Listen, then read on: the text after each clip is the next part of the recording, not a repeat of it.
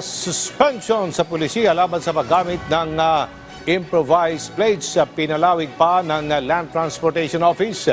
Hindi kasunod na rin ng panawagan ng ilang mga motorista na hanggang ngayon ay wala pa ring plaka. Si Daniel Badalasta sa sentro ng balita.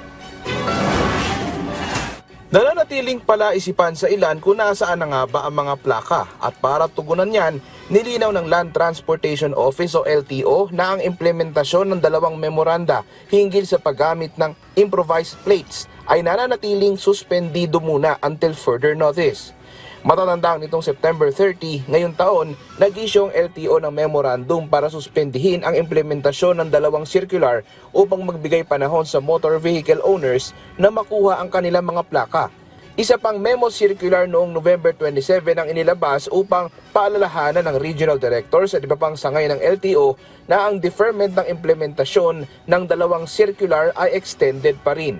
Kahapon, sinamahan ni Senate Majority Leader Francis Tolentino ang mga motorcycle riders para kalampagin ang LTO at panawagan ng senador mapabilis na ang pag-release ng mga plaka dahil maraming riders ang apektado rito.